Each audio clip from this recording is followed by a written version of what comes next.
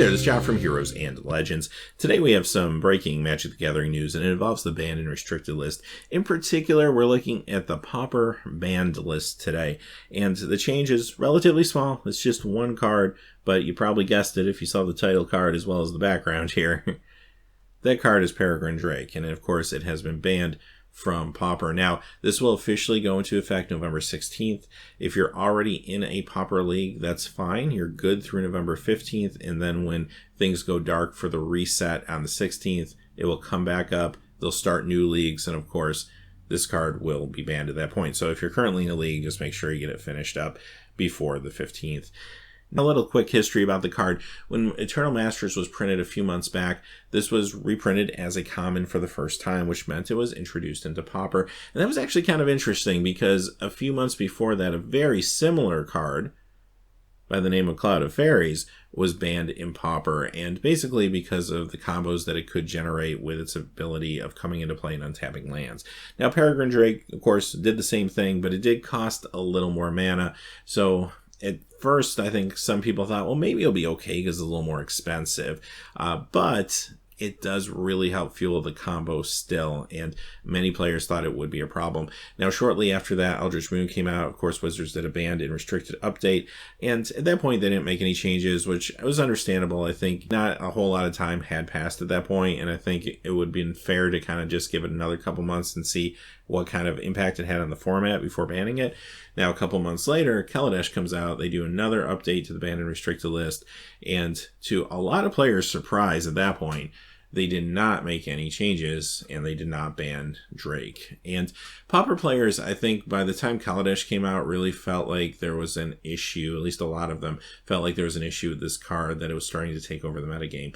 Now, Wizards says in their announcement that they pulled the data from Magic Online when they were making those decisions around the time of Kaladesh, and they found that the Drake deck was taking up about 11% of the format, which they didn't feel like was too bad. Now, they have said since then it has more than doubled, and also the win percentage has increased too. So that is where they started to find some concern. They also went on to say that basically they felt that they can make this change right in the middle of the season. They didn't want to have to wait to Aether Revolt, considering that Pauper is a mostly online format, and they figured they could just make the change now with the next update, and that way players wouldn't have to wait until Aether Revolt came out, which is fine. They were very careful to word that so it didn't sound like they went into some sort of panic emergency ban. And it is true. I mean, here's the thing. I think Wizards was maybe a little shy about banning Drake, just simply because of the fact that they got a lot of heat when they were banning some of the modern cards a few months ago, right? And understandably so, but the difference being Pauper cards are a lot cheaper, and it is a smaller format as regards to the number of players.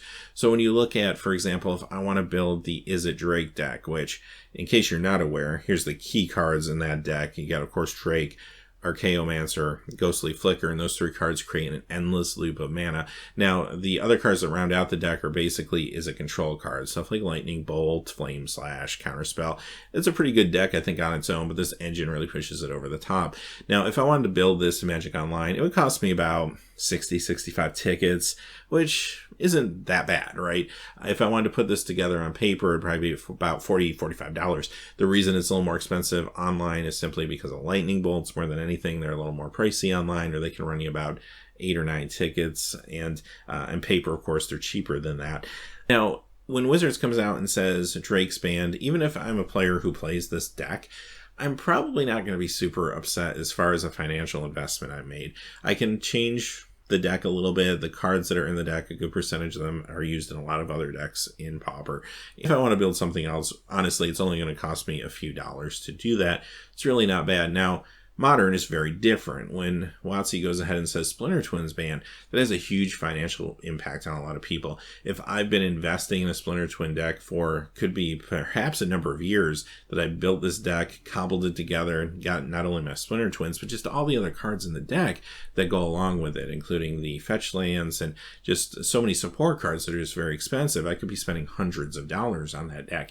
that's very, very different. And I understand why people really financially get crippled by something like that, a banning like that, where this isn't going to have that same effect. So I think WotC just needs to kind of think about that sometimes when they make their bans, so that yes, banning something in Modern or even Legacy or something like that is kind of a big deal financially to a lot of players. Pauper, it's not nothing, but it's not going to completely punch your wallet like the other formats potentially could. So I think they could have been a little bit quicker on this. Now, we're not privy to their data on Magic Online, so we have to kind of take their word for it. So maybe that is what they saw, or maybe they're just kind of reacting a little bit later than they should, and they're sort of making excuses. It's one of the two. But regardless, I think it's done now. I think for the most part, from what I've heard, it has had a positive response from the Pauper community.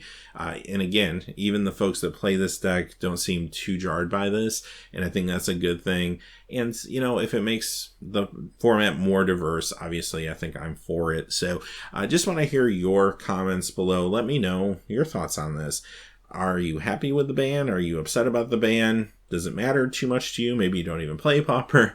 Let me know. I'd just love to hear your thoughts just in general on this. And until next time, hey, thanks for watching. Please remember to like and subscribe, and have a great day.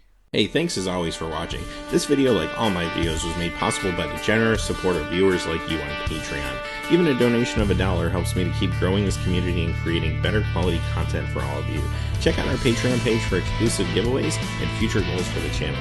If you haven't yet had a chance to subscribe, hit that subscribe button so you don't miss any of the MTG news, spoilers, set reviews, product openings, or finance videos on Heroes and Legends. Talk to you again soon, and have a great day.